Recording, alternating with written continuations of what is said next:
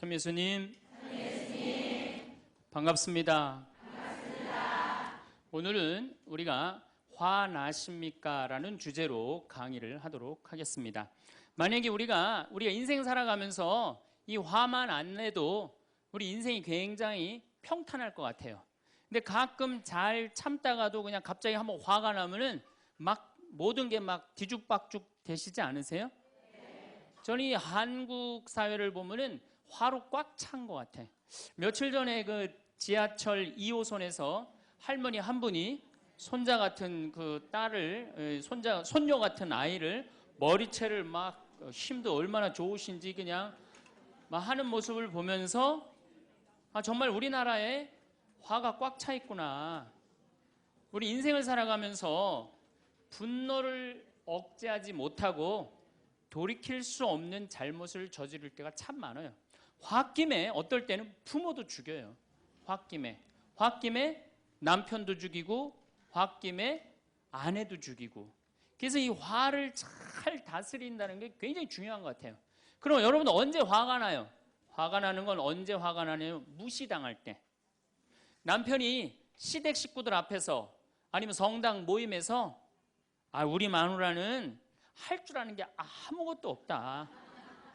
얼굴이 잘생겼나, 음식을 잘하나, 성격이 좋으나 마음에 드는 게 하나 없다고 정말로 남편이 구박하면은 정말로 속에서 부글부글 끓죠. 예, 내가 누구한테, 남편뿐만 아니라 다른 사람한테 내가 무시당할 때 우리는 화가 나요. 여기서 분노가 끌어올리죠. 또 남편들은 또 언제 화가 나요? 이 세상에서 아내한테 구박받을 처럼 화날 때가 없는 거예요. 당신 월급이 얼마냐? 우리 뭐 먹고 사냐? 누구 남편은 마누라 밍크코트 해줬대더라. 막 이러면은 남편도 막 홧김에 눈이 확 돌아가는 거죠. 여러분들도 남편, 아내 말고 또 누구한테 화날 때, 누구한테 무시당할 때 화가 나느냐면은 자식한테 무시당할 때 화나는 거예요. 더욱이 기가 막힌 거는 5살, 6살짜리한테 무시당하면요 막 끌어올라요. 여러분들 5살, 6살짜리가 막 엄마 말 안 듣고 살살 거짓말 시키면 화나요, 안 나요? 뻔히 이놈이 거짓말하는 거 아는데도 살살 거짓말 시키면 엄마는 막 화가 나요. 그래갖고 엄마가 막 자백하라고 그러죠. 너 이게 거짓말 아니냐고. 그럼 애는 끝까지 감춰요. 그럼 엄마는 그거 감추는 게 화가 나갖고 애를 막 두들겨 패죠. 근데 사실은 여러분들 그 아이들한테 화나는 거는 애가 문제가 있어서 여러분들 마음 안에 화가 꽉 차 있어서 그래요. 아니 그 5살, 6살짜리가 거짓말하면 얼마나 하겠어요.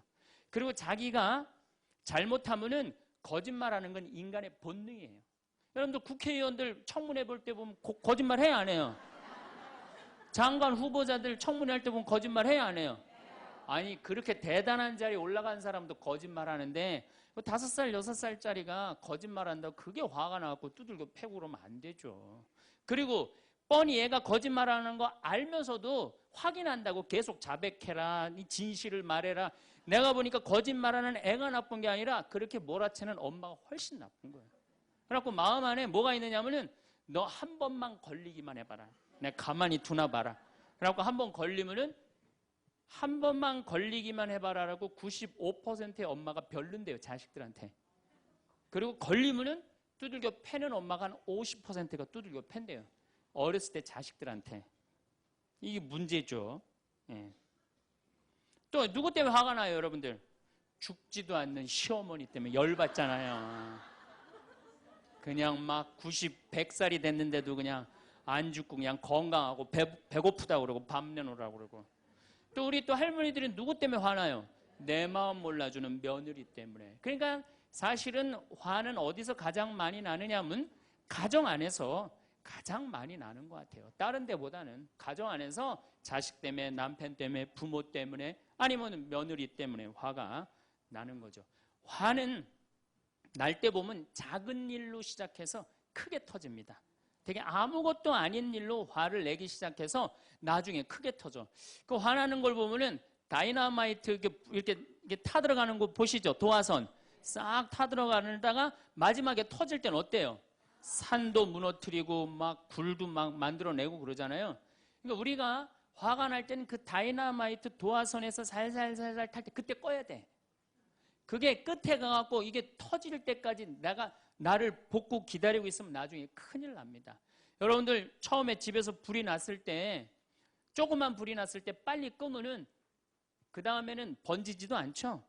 근데 끄지 않고 그냥 막 계속 놔두면은 나중에 불이 커지면 그땐 끄고 싶어도 꺼요, 못 꺼요? 못 끄는 거예요. 그러니까 화라는 거는 잘 빨리 다스리는 훈련이 필요한 거예요. 내가 김치찌개 저녁에 요즘 배춧값이 너무 뛰었다고 그래서 딴 데 이 배춧값 신경 쓰느냐고 김치찌개를 좀 짜게 끓였어. 남편이 딱 한 숟갈 먹어보니 이놈의 마누라 맨날 끓이는 김치찌개 하나 제대로 못 끓이느냐고. 그럼 부인이 여보 미안해 요즘 배추 한 포기에 15,000원이래. 그래서 내가 어떻게 올 겨울에 김장을 할까 그걸 고민하다가 간 보는 걸 깜빡했어. 그러니까 오늘은 다른 반찬하고 먹으면 다른 날은 내가 맛있게 해줄게. 이렇게 말하는 마누라는 한 명도 없어요. 당신이나 외식 시켜줘 봤어? 아니 김치찌개가 짠 날도 있고 맛있는 날도 있죠. 어떻게 맨날 당신 입에 딱딱 맞춰서 끓여주느냐고. 그럼 남편이 외식도 못 시켜주고 그래서 좀 미안해갖고 다른 반찬하고 먹으면 다행인데 남편 절대 안 지죠. 너는 맨날 집에서 텔레비전만 보고 해는 일이 뭐 있느냐고. 집안 청소를 제대로 하느냐, 반찬을 맛있게 하느냐. 그러면은 부인이 당신이 나 옷 하나 제대로 안 사주고 그래서 나 텔레비전에서 그거 내 아이 쇼핑 하는 거다. 그럼 또 남편이 넌 시집 올 때 해갖고 온 게 뭐가 있는데. 이러면은 점점 김치찌개로 시작해서 부부 능력 시집 올 때까지, 그리고 이제 나중에는 이렇게 사느니 너 죽고 나 죽자. 그래갖고 여러분들 뉴스 보도를 보면요, 자세히 보면요, 이런 뉴스가 굉장히 많이 나요. 아파트 15층에 느닷없이 14층에서 불이 나요. 그래갖고 소방관들이 와서 불을 끄고 주위 사람들 증언을 들어보면은 밤새 고함 소리가 오고 가고 난 뒤 불길이 치솟았다. 그러니까 이 홧김에 이렇게 사느니 너 죽고 나 죽자. 그래서 이불 방 한가운데다 갖다 놓고 석유 뿌리고 그리고 불 지르는 게 방화의 14%래요. 홧김에 지르는 불이 14%래요. 그 다음에 이 화라는 단어를 보면 불화자야. 여러분들 화가 나면 막 불이 나는 거야, 속에서. 이거를 다스리지 못하고 이거를 끄지 못하면 우리가 점점 크게. 근데 화는 내면 낼수록 문제가 해결될까요? 문제가 꼬일까요? 화는 내면 낼수록 문제가 꼬여요. 제가 20년 전에 제가 알던 분 시동생이야. 근데 이 양반이 굉장히 다혈질이었어요. 성탄절 전날 불법 유턴을 하다가 걸렸어요. 걸려갖고 정경이 딱 잡아갖고 불법 유턴했습니다. 벌점 15점에 벌금 7만 원입니다. 나는 안 했다. 내가 분명히 봤습니다. 이놈의 새끼 안 했다는데 왜 자꾸 그러느냐? 너 경찰서장이 누구냐? 누굽니다. 그래 마침 친구였나 봐요. 내 친구인데 너 가만히 안 놔두겠다고 귀싸대기를 때렸어요. 정경 귀싸대기를. 했더니 정경이 가만히 있어요. 공무집행방해로 철창에 집어넣어버렸어요. 그래서 거기서 길길이 뛰다가 그 자리에서 뇌출혈로 죽었어요. 불법 유턴한 거 하나 때문에. 근데 우리는 그런 일들 참 많아. 옛날에도 공중전화 오래 한다고 그런 사건도 있었죠. 그냥 아무것도 아닌데 그냥 조금만 한 번만 내가 이 고개를 숙이면 되는데. 저도 강의 다니느냐고 멀리 강의 갈 때 시간은 다가오고 차는 막히고 그러면 제가 불법 유턴도 많이 하고 빨간불일 때 건너도 많이 가요. 정말로. 왜냐하면 나를 기다리는 분이 보통 500명, 1000명인 경우가 많잖아요. 서울 올 때가 제일 그럴 때가 많아요. 딱 걸리면은 저는 딱 문 내리고 로만 칼라 딱 보여주면서 제가 뭐라고 그러냐면 정말 미안하다. 내가 불법 유턴한 거, 내가 신호 어긴 거 인정한다. 그렇지만 내가 강의가 있어서 그러니까 좀 잘 좀 봐줘라. 그런 경찰들이 대부분은요, 침 뱉은 거, 안전벨트 안 한 거, 벌점 없는 걸로 끊어주지 굳이 그거 벌점 매기면서 끊어주는 경찰 없어요. 인생 살아가면서 고개를 한 번만 숙이면은 문제가 해결될 때가 너무 많아요. 근데 그 한 번을 숙이는 게 우리가 안 될 때가 참 많아요. 가끔 잘 하다가도 어느 날 안 숙여지는 날이 있죠. 그거를 숙이는 것을 훈련이 된 사람이 성숙한 사람이에요. 그 사람이 정말로 어디다 내놔도 그 사람 문제 없이 살 사람이에요. 화날 때마다 그냥 막 집어 던지고 막 그러는 사람 주위에 친구 하나도 없어지죠. 또 우리가 언제 화가 나요? 식구 가운데 자기만 손해보고 희생한다고 생각할 때 화나야 안 나요? 오빠는 대학 보내고 나는 고등학교밖에 안 보냈어. 그럼 부모님한테 막 화가 나요 안 나요? 나죠? 성당에서도 화날 때가 언제예요? 나는 성모에서 맨날 부엌에서 그냥 겉절이 김치 담그고 그냥 맨날 하는데 그냥 반찬 다 만들어갖고 내놓으면은 생전 성당에도 안 보이던 여자가 그냥 싹 여우같이 차려입고 와갖고 그거 딱 차려놓은 거 딱 들고 신부님 앞에 딱 가서 거기서 그냥 헤거리고 그거 주워 먹은 거 보면은 이 식당에서 나는 그냥 완전히 그냥 식순이로 그냥 하다가 그냥 그거 보면 화나요 안 나요? 나죠? 내가 손해본다고 생각할 때 화가 나는 거예요. 성당 공동체에서 제일 미치는 건 뭐냐 하면은 누군가 자기를 비난하고 다니고 있어. 근데 그 사람이 누군지를 모르겠어. 나를 두고 분명히 욕을 하는데 그럴 때 화가 나요 안 나요? 날 때 많죠. 열받는 분 계신가 보다. 내가 시집 가서 내 시동생 어버 키우고 대학 보내고 장가 보내고 시누이도 그렇게 시집 다 내보냈어. 그래갖고 정말로 똥구멍이 찢어지게 가난한 집에 이 집에 와갖고 정말 다 이렇게 하고 다 먹고 살 만큼 해놨어. 그런데 환갑이 됐어. 그래갖고 야 내가 시집 와갖고 그렇게 잘해줬는데 내 환갑 때 다이아 반지를 해갖고 올 것이냐 유럽 여행 티켓을 갖고 오실 것이냐 기다리고 있는데 시동생 시누이들이 딱 환갑 때 왔는데 10만 원 봉투에 딱 넣어갖고 왔어. 그거 보면 열 받아요 열 안 받아요? 열 무지하게 받죠. 그래갖고 내가 너희들하고 인간관계를 갖나 봐라. 그리고 인간관계 끊고 사는 사람들도 많아요. 해준 게 돌아오지 않을 때. 그렇죠? 내가 잘해줬는데 돌아오지 않을 때. 근데 우리는 살아가면서 여러분들 여러분 이제까지 은혜 받은 만큼 다른 사람한테 은혜 갚으셨어요? 저는 신부 되기까지 많은 신부님들, 많은 수녀님들, 많은 교우들이 저를 도와줬어요. 근데 신부 돼갖고 일일이 그분들한테 쫓아다니면서 다 감사했는가? 생각해보니까 다 하지 못했더라고요. 나도 다 감사하지 못했는데 내가 그 감사를 받지 못한다고 화낼 필요는 없지 않는가 그런 생각이 들어요. 제가 신학교 다닐 때 우리 학장 신부님이 돌아가신 배문환 신부님이 영성훈화 할 때 아주 이해하지 못하는 훈화를 꼭 하셨어요. 여러분들은 본당 신부가 돼갖고 교우의 40%만 지지를 받아도 여러분들은 성공하는 신부입니다. 근데 전 신학생 때 이해가 안 갔어요. 신학생 때 왜 이해가 안 갔느냐면은 내가 신학생 때 인기가 얼마나 좋았느냐면은 막 방학 때 가면은 주일학교 애들이 막 매달려갖고 길을 못 갔어요. 지금이야 뭐 이상한 세상이 돼갖고 그러지 못하지만은 25년 전만 해도 애들이 신학생들을 얼마나 매달리고 좋아했어요. 초등학교 애들이. 중고등학교 애들은 내가 방학 끝나고 신학교 돌아가면은 애인 군대 보내는 것처럼 그렇게 섭섭하고 편지 보낸다고 그러고 학사님 보고 싶다고 그러고 본당에서 아줌마들은 나보면 죽어 좋아서. 그런데 신부가 돼갖고 교우의 40%가 나를 지지해주지 않는다? 신학생 때도 인기가 이 정도라면 본당 신부 돼갖고 인기가 더 높을 거 아니에요. 그래서 신학교 그 영성문화를 이해를 못했어요. 근데 막상 제가 신부가 되고 보니 교우의 40% 지지받는 거는요 하늘의 별 따기보다도 어렵더라고요. 왜냐하면은 우리나라 지금 통계적으로 미사 참여율이 25% 나와요. 그러니까 정말로 그 신부님이 지지받는 신부님이다. 제대로 40% 지지받는 신부님이다. 그러면은 교우의 40% 미사 참여율 나와야 될 거 아니에요. 그러니까 교우가 1000명이라면 400명은 나와야 될 거 아니에요. 2000명이라면 800명이라면 나와야 되는데 2000명 중에 800명 나오는 본당은 없어요.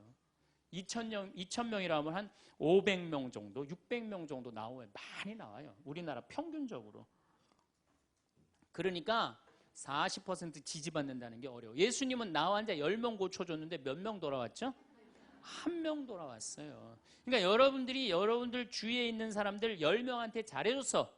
10명한테 잘해줬는데 9명이 돌아오지 않는다고 해서 섭섭할 필요가 없다는 얘기죠. 그러니까 한 명이라도 돌아오면은 다행인 거예요. 그러니까 모든 사람들한테 인정받는 일이 쉬운 일이 아니다. 많은 사람들 화나는 경우가 어떤 경우가 여러분들 화가 많으냐면 자기가 완전한 사람이라고 생각할 때, 자기 판단이 옳다고 생각할 때, 그걸 옳다고 믿을 때 화가 나요. 많은 분들이 어떤 경우가 있느냐면은 내가 관상 좀 볼 줄 아는데 그 사람 틀렸어. 아니면 내가 관상 좀 볼 줄 아는데 그 사람 진짜 괜찮은 사람이야. 이 중에 관상 못 보는 사람 어디 있어? 50년, 60년 살으면은 딱 보면 다 알지. 그렇죠? 그런데 그게 맞는 경우도 있고 틀리는 경우도 참 많아요. 근데 우리는 어떤 착각을 갖고 있냐면 내가 적어도 판단하는 건 맞다고 생각해요. 다 여기 저를 포함해서 여러분들 모두가 그런 생각을 해요. 근데 그게 허물어졌을 때 화가 나는 거예요. 그게 허물어졌을 때. 제가 지난달에 뉴욕에 강의를 갔었어요. 퀸즈 성당이라는 데서 강의를 했는데 교우들이 진짜 많이 나왔어요. 정말로 꽉 찼어요. 강의를 하는데 정말로 반응이 아주 좋더라고요. 이 강의가 끝나고 이제 본당 신부님하고 사제관을 올라가는데 따라오는데 이게 한국 사람이 안 따라오고 미국 여자가 따라오는 거예요. 미국 여자가 따라와갖고 그러는 거예요. 신부님, 자기가 신부님 강의를 한국말을 잘 못 알아들어서 잘 알아듣지는 못하지만은 너무 감동을 받았다고. 신부님은 정말로 하느님의 사람이라고. 나는 듣다 내 강의를 정말로 감동받다 못한 미국 여자까지 내 강의를 감동을 받는구나.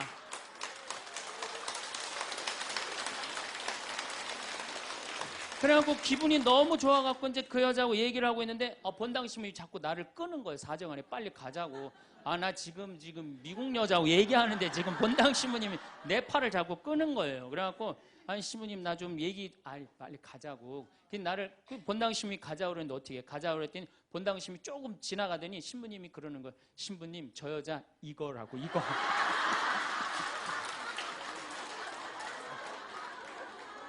한국에서 강의만 오면은 강의 오는 신부님한테 쫓아다니면서 저런다고. 난 내가 강의 잘해갖고 그런 줄 알았더니 쫓아와갖고 그냥. 내가 성당 봉사한다고 해서 모두가 나를 알아봐 줄 거라고 착각해서는 안 됩니다. 성당에서 열심히 봉사하는 우리 형제 자매님들 가운데 요셉 형제 없으면 우리 성당 쓰러져. 마리아 자매님 없으면 우리 성모에 없어져. 우리 데레사 자매 없으면 성가대 없어져. 그 말 믿지 마세요. 없어져도 성당 잘 돌아가요. 성가대에서 데레사 자매 빠져도 오히려 더 잘 돼.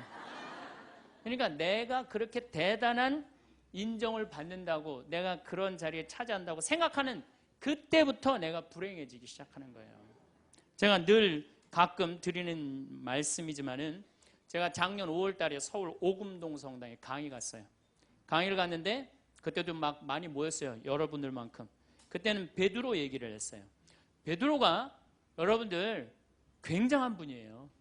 만약에 예수님한테 베드로가 없었다면 예수님이 없을 정도로 베드로는 예수님한테 절대적인 존재였어요. 막 그런 얘기를 막 하고 막 그러는데 교우들이 반응이 대단히 좋았어요. 그래서 이제 1강의가 끝나고 쉬는 시간이 됐는데 22년생 할머니야. 머리가 하얀 할머니가 자기가 돌아가신 추기경 형님하고 동갑이라는 거예요. 근데 추기경 형님이 항상 자기하고 친한데 동창이라고 그랬다는 거예요. 추기경 형님, 김수환 추기경 형님이. 근데 자기는 그때 할머니가 88살 정도 됐던 걸로 기억이 나요. 88년 동안 살면서 이렇게 훌륭한 신부님 강의 처음 들었다는 거예요. 이야, 내가 정말로 인기가 많은가 보다. 그래갖고 할머니가 신부님 손을 한 번만 잡으면 죽어도 여한이 없다는 거예요. 이제 이 나이에. 그래서 할머니 감사합니다. 그리고 할머니 손을 잡았는데 이 할머니 하시는 말씀이 난 오늘 우리 차동엽 신부님 손을 잡아서 죽어도 여한이 없다는 거예요. 차동엽 신부님 손을 잡아서.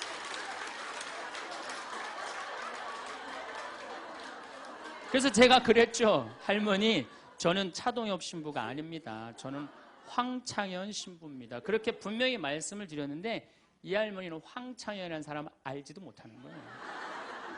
그래갖고 또 뭐 상담하고 싶다는 분들이 있어서 상담을 쭉 하고 있는데 저쪽에 있는 할머니가 안 가고 기다리고 계시더라고요. 사람들이 다 떠나는데 할머니가 또 오셨어요. 이 유명한 신부님 손 한번, 우리 차동엽 신부님 손 한번 더 잡아보자고.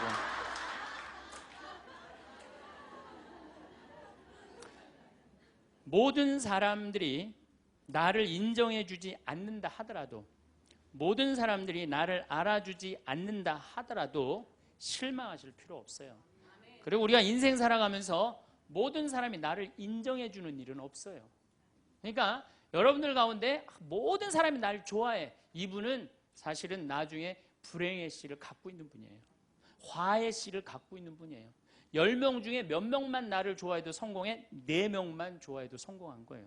아니, 10명 중에 1명만 나를 믿어줘도 여러분들은 실패한 인생이 아니에요. 9명은 나를 인정하지 않을 수도 있어요. 근데 가끔 나는 우리나라 연예인들을 보면 안타까워요. 연예인들 막 인기가 좋잖아요. 인기가 좋은데 막 따라다니잖아요. 막 따라다니는데 그 연예인들 따라다니는 사람들을 보면은 많이 따라다녀 500명, 1000명이야. 그러면은 국민의 5천만 명의 국민 중에 1000명 따라다니는데 그 1000명 속에서 자기가 인기가 완전히 있는 줄 아는 거예요. 완전히 그 1000명 속에서 파묻혀갖고 4999만 9천명은 그 사람이 누군지도 모를 수 있어요. 그렇지 않아요? 여러분들 요즘 연예인들 막 때로 나와갖고 뛰어다니고 막 춤추는 거 보면 구분돼요, 안 돼요? 난 아무리 알아보려고 해도 나도 이제 늙어가기 시작하니까 이게 누가 누군지 모르겠더라고요. 나하고 그 사람들하고 아무 상관없어. 그러나 연예인들은 그런 생각을 안 해요. 자기가 모든 사람들한테 인기가 있다고 착각을 해요. 그런데 갑자기 댓글에 그게 노래냐, 그게 춤이냐, 그게 연기냐, 이런 악성 댓글이 올라오면 그때부터 미치는 거예요. 그래갖고 그 악성 댓글을 올려봤자 내가 보기에는 정신 나간 사람이 올리거나 아니면은 자기 마음에 안 드는 사람 올리는데 많이 올려야 50명, 100명도 안 올릴 거예요. 자기를 좋아하는 연예인들은, 저 일반 대중들은 보통 한 5,000명, 10,000명 되면은 그런 악성 댓글을 올리는 사람은 10명, 20명도 안 될 거예요. 근데 그거에 스트레스를 받아갖고 목매갖고 자살하는 연예인들이 참 많아요. 그럴 필요 없다는 거예요. 최진실 씨가 이 세상 떠난 지 벌써 이제 2년 됩니다. 참 안타까운 연예인이에요. 나는 최진실 씨하고 나이하고 비슷한 연배. 우리 어렸을 땐 인기 최고였어요. 정말로. 정말 앞으로도 더 연애 활동을 했으면 우리한테 큰 기쁨을 줬을 거야. 근데 최진실 씨를 좋아하는 사람은 국민이 나를 포함해서 한 3천만 명은 될 거예요. 근데 최진실 씨가 세상 떠날 때 악성 댓글을 한 사람 4사람밖에 안 돼요. 너무너무 안타깝죠. 그러니까 우리가 살아가면서 여러분들도 여러분들한테 막 나쁜 소리를 하는 사람은 한둘이야. 근데 그 한둘도 내가 보기엔 제정신 가진 사람은 아니다. 그러니까 모든 사람들한테 내가 인정받지 못한다고 그래서 화낼 필요는 없다. 제가 17년 전, 벌써 18년 전이네요.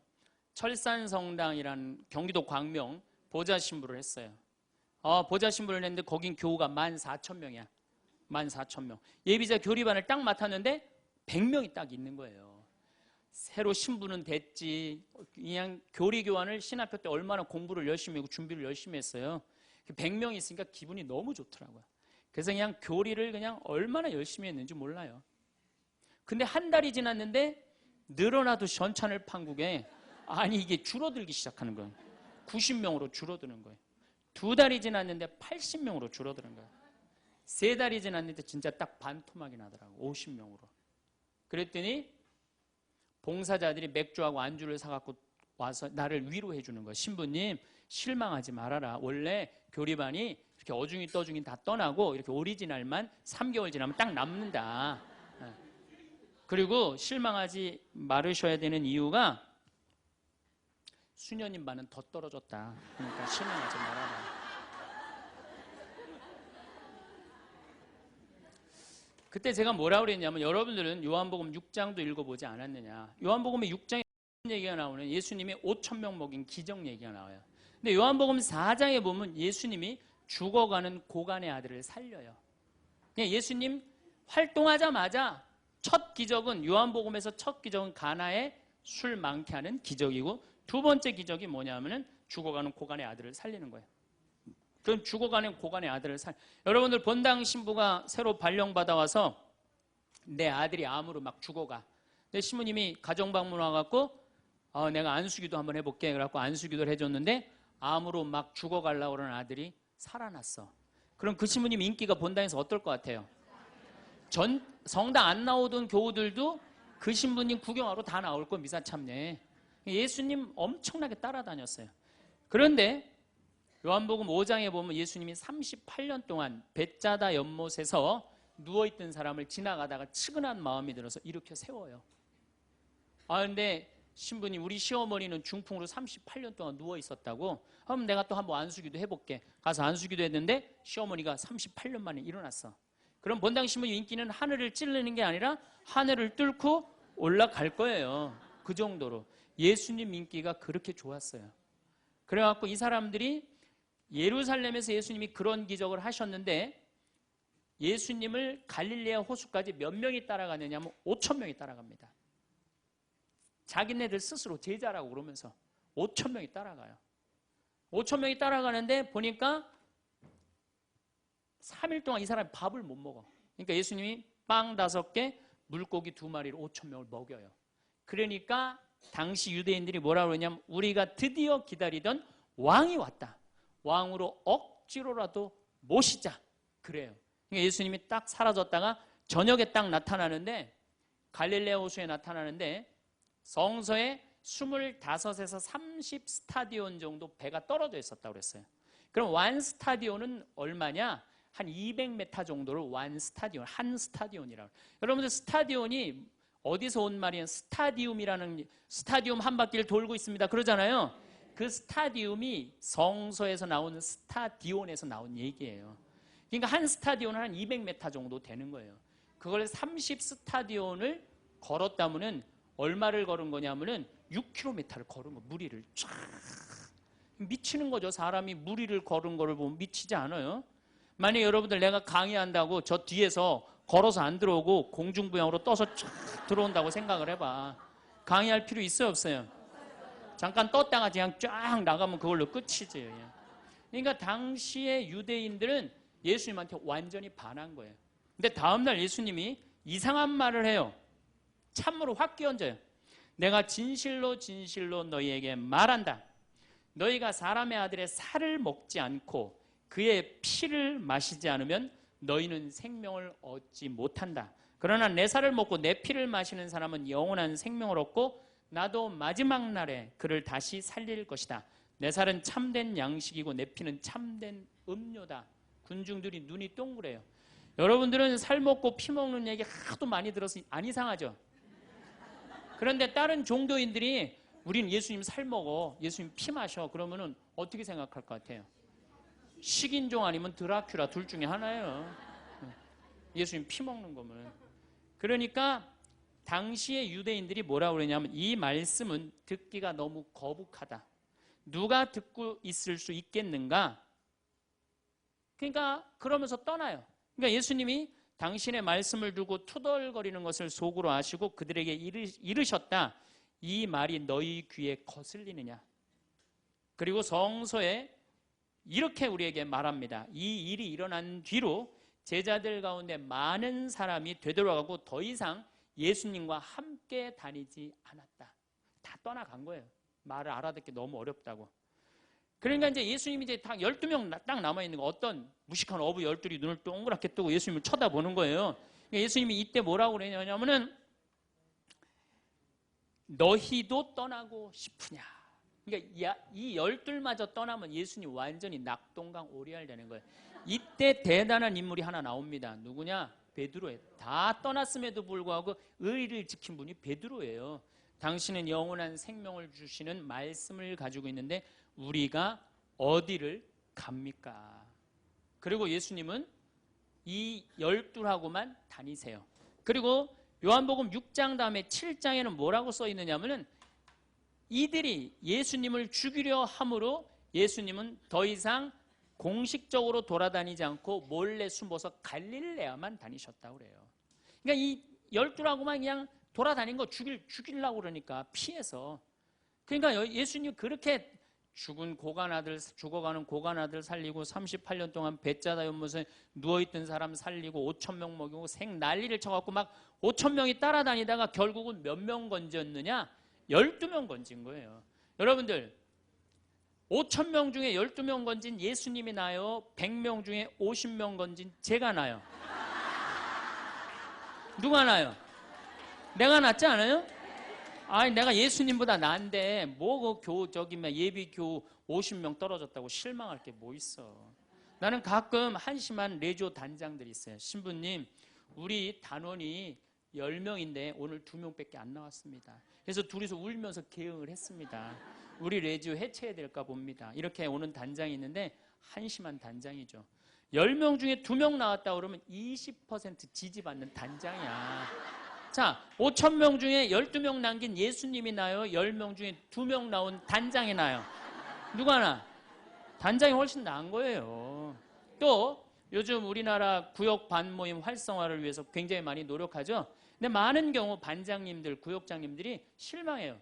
우리 구역이 10세대인데 3세대밖에 안 나온다. 4세대밖에 안 나온다. 이렇게 실망하는 분들이 굉장히 많아요. 그러면은 10세대 중에 3세대나 4세대 나오면 이건 본당 신부보다 난 사람이에요. 예수님보다는 뭐 더 난 사람이고 실망할 필요가 뭐 있어. 예수님 뭐라고 그러냐면 너희 중에 단 2-3 사람만 모여도 내가 그곳에 함께 있겠다. 그러면 됐지 뭐 이렇게 욕심이 많아요. 그러니까 여러분들 모든 사람들한테 인정받는 건 쉬운 일이 아니고 인정받으려고 할 때 우리 인생이 피곤해지고 화가 난다 이거예요. 제가 2년 전에 평화방송에 강의를 한 2달 정도 했어요. 많이 한 것도 아니에요. 2달. 그런데 정말로 인기가 대단하더라고. 막 전화가 얼마나 오는지. 특히 천주교 교우들은 의외로 전화를 안 하더라고. 개신교 성도들이 얼마나 전화를 많이 하는지 몰라요. 신부님 너무너무 설교 좋다고. 천주교 교우들은 왜 전화하느냐 하면은 천주교 교우들은 원래 입이 무겁잖아요.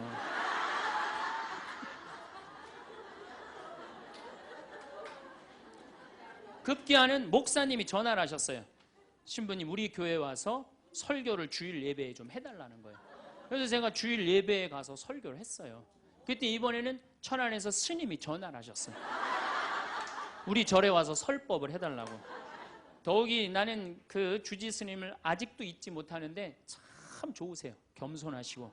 상좌에 앉혀서 제가 설법도 주일날 했어요. 뭐 인기가 뭐 천주교, 개신교, 불교 막 올라가는 거예요. 기분이 끝내줬는데 갑자기 전화가 한 통 왔어요. 평촌에서 사는 할머니야.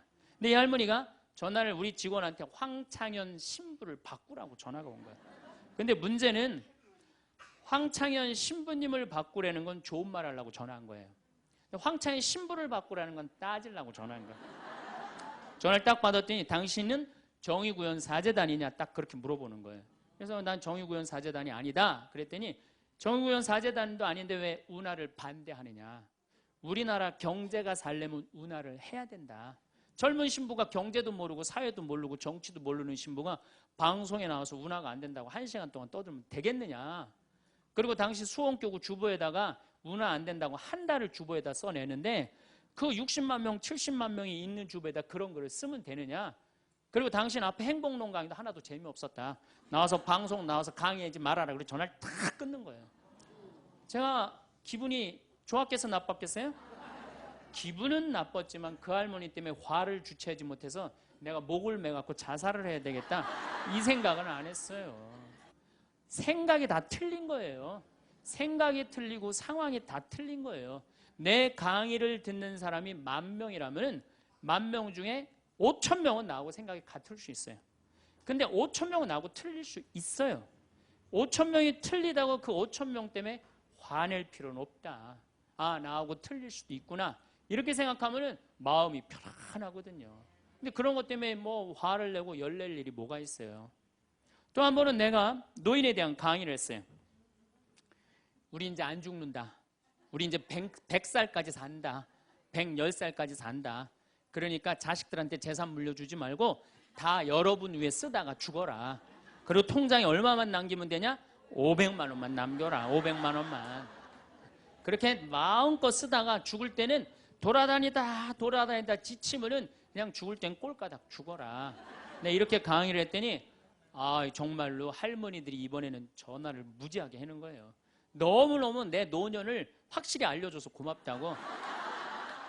이번엔 순천에 있는 할아버지가 전화를 하셔서 신부님, 저는 70 먹은 노인인데 침례교회를 다닙니다. 근데 신부님 강론을 듣고 가슴이 뻥 뚫렸다는 거예요. 내가 남은 인생 30년이나 남았는데 어떻게 살아야 되는지 너무너무 잘 들었다고. 근데 신부님이 다음 주에 이제 돈 다 쓰다가 꼴까닥 죽는 방법을 알려준다고 그랬는데 그 주간에 당신이 어딜 가갖고 못 들었대, 내 강의를. 그래갖고 꼴까닥 죽는 방법을 알려달라고 전화를 했더라. 야, 정말로 이 순천의 할아버지도 나한테 전화를, 기분이 너무너무 좋더라고요. 근데 하느님은 참 짓궂게도 그 전화 끊자마자 이번에는 저 부산에서 전화가 왔어요. 황창현 신부를 바꾸라고. 전화를 딱 받았더니 당신이 황창현 신부냐고. 내가 황창현 신부라. 당신 요즘 왜 그런 강의를 방송에서 나와서 해서 집안을 평지 풍파를 일으키는 거야. 그러니까 내 강의를 듣고 시어머니일 거예요. 시어머니가 내 강의를 듣고 며느리를 불러서 한 소리 한 거지. 나 안 죽는데더라. 너 나 다 나위에서 쓰다가 나 통장에 500만 원만 남길 테니까 나한테 유산 받을 생각 꿈도 꾸지 말아라. 그렇게 이제 얘기를 한 거야. 그러니까 그냥 열받으니까 나한테 전화를 한 거죠. 그런 강의 하지 말라고. 그리고 그 자매는 한마디 더 하더라고요. 당신 강의하는 거 재수 없다고 그랬잖아요.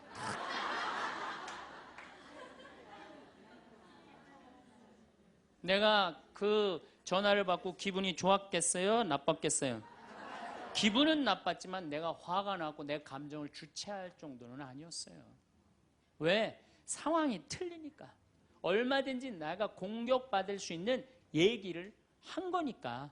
그런 다른 의견이 있을 수 있는 거예요. 그걸 일일이 다 대응하려고 그러면요, 나중에 내가 어떻게 될 것 같아요? 미쳐요. 미쳐요.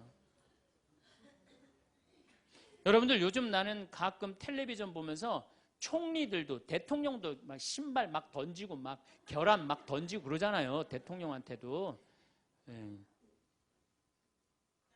우리가 남이 나한테 평가하는 게 전부는 아닙니다. 자기 소신, 자기 확신, 자기 멋이 있으면은요, 누가 뭐라 그래도 별로 거기에 흔들리지 않아요. 근데 그냥 남들 말에 막 귀 기울이고 그냥 거기에 신경 쓰는 사람은 조금만 뭐가 있어도 화를 내고 자기를 주체하지 못하는 거예요. 루카복음 9장 51절을 보면 예수님이 사마리아를 통해 예루살렘으로 올라가려고 할 때 사마리아 사람들이 예루살렘에 간다는 이유로 예수님을 거부해요. 들어가지 못하게, 동네를. 그 동네로 지나가면 지름길로 갈 수 있는데, 그러니까 야고보하고 요한이 열받아갖고 뭐라 그러냐면 하늘에서 불을 내려다가 살러버릴까요? 얼마나 열받았으면은 하늘에서 불을 내려다가 살러버릴까요? 그래요. 근데 예수님은 이 둘을 꾸짖고 돌아가세요. 예수님도 돌아가는데 우리가 화가 난다고 그냥 열지르는 사람마다 전부 다 정면 돌파할 필요는 뭐가 있어요? 그렇지 않겠어요? 우리도 예수님처럼 돌아갈 상황이 되면 돌아갈 줄 알아야 됩니다. 세상 사람들이 다 나를 몰라준다 해도 화낼 일도 아니에요. 공자님은 뭐라고 그러셨느냐? 진정한 성인은 자기를 몰라줘도 분노하지 않고 유유자적할 줄 아는 사람이 진정한 성인이라고 그랬어요.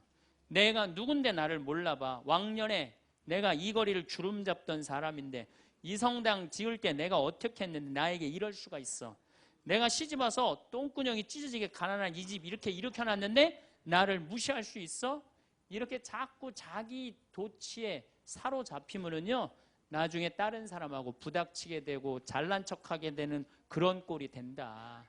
그런 꼴이에요. 여러분들, 반대로 모두를 사랑할 수 있어요? 내가 모든 사람들한테 사랑받을 수도 없지만은 반대로 사랑할 수 있느냐? 다 사랑할 수 있어요? 쉽지 않죠? 내가 본당 신부 해보니까 다 사랑하는 사람이 있긴 있더라고요. 누가 다 사랑하느냐면 머리에 꽃 꽂은 여자가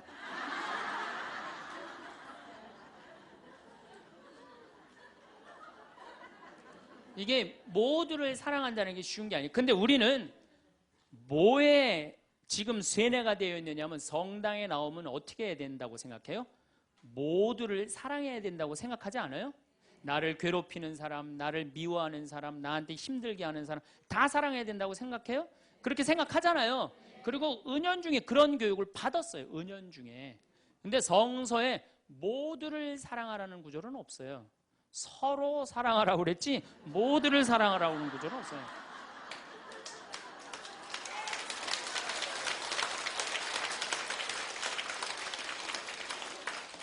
그러면은 이 모두를 사랑하는 게 얼마나 어려우냐 요 얘기만 하고 다음 시간에 얘기하도록 하겠습니다. 사람은요 동그란 사람이 있고 네모난 사람이 있고 세모난 사람이 있고 별난 사람이 있어요. 그렇죠? 근데 꼭 사람 중에 삐죽한 사람이 있어요. 삐죽한 사람. 말 한마디라도 꼭 아프게 하는 사람이 있어요. 그래갖고 내가 이제 마음 먹고 파마를 싹 했단 말이야. 마음 먹고. 그래갖고 이 동그란 사람이 파마를 딱 했는데 삐죽한 놈이 딱 와서 한마디 합니다. 파마를 왜 그렇게 했어? 얼굴이 떡판 같아 보이잖아. 그럼 이 동그란 사람 피가 뚝뚝 떨어져요? 안 떨어져요? 뚝뚝 떨어지는데 동그란 사람 특징은 뭐냐? 남한테 싫은 소리 하면 안 되는 줄 알고 있는 거예요. 그러니까 동그란 사람이 그렇게 내 가슴에 피가 떨어지면 한마디 해줘야 될 거 아니에요. 내가 떡판이든 뭐든 네가 무슨 상관이냐 이렇게 얘기를 해야 되는데 동그란 사람은 파마를 왜 그렇게 해서 얼굴이 떡판 같잖아. 그러면 동그란 사람이 뭐라고 그러냐면 그러게 해다 보니 그렇게 됐네. 그리고 어디 가서 울기 시작하냐면 성당에 가서 울기 시작하는 거야. 예수님 저 삐죽한 여자가 나보러 떡판이래요. 근데 예수님 당신이 정말로 십자가에서 참고 인내하고 용서하고 사랑했으니까 나도 참고 용서하고 인내하고 사랑할게요. 그래갖고 그냥 겨우 어떻게 주체할 수 없는 걸 다스려갖고 고해성사를 봤어. 고해성사를 봐갖고 용서를 했어. 자기하고 예수님하고 신부님하고는 화해를 했는데 그 삐죽한 사람하고는 화해했어 안 했어요? 삐죽한 사람은 찔렀는지도 모르고 몰라요. 그 사람 피가 흐르는지도 몰라요. 그런데 더 동그란 사람이 미치는 건 뭐냐면 그렇게 찔러놓고 딴 데 가고 막 헤거리고 또 수다 떨면은 동그란 사람이 속으로 무슨 생각이 들어요? 넌 웃음이 나오니? 난 지금 피가 뚝뚝 흐르는데.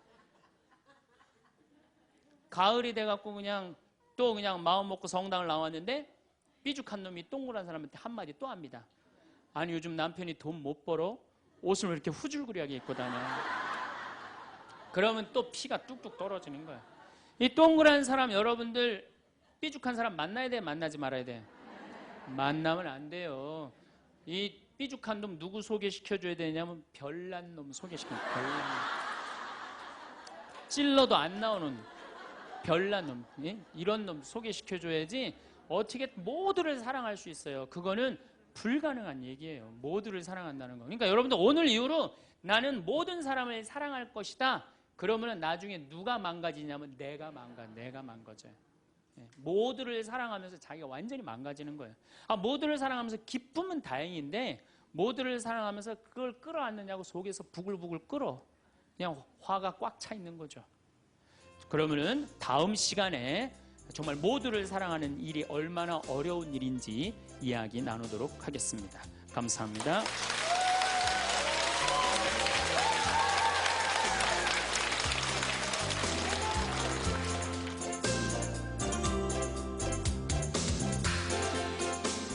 예수님이 일생 수고순환하셨기에 우리도 일생 수고순환해야 된다고 이야기하는 사람들 이거 잘못 알고 있는 거예요.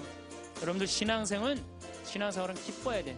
그리고 가시관은 언제 썼느냐 하면은 전생에 쓴 게 아니라 마지막 금요일 날 하루 쓴다. 하루. 예수님도 12 중에 3명만 이렇게 사랑했는데 여러분들은 레조 단원들 12이면 12명 어떻게 다 사랑해. 그 중에 3명만 사랑해도 누구하고 똑같아? 예수님하고 똑같은 거예요. 주님께서 여러분과 함께 마음을 드높이 우리 주 하느님께 감사합시다. 말로는 맨날 마땅하고 옳은 일이라고 그래. 말로는. 그런데 세계 경제 10위권까지 진입한 나라 중에 다른 나라 한 번도 침략한 적 없이 우리끼리만 이 자리에 올라온 나라가 한 나라가 있어요.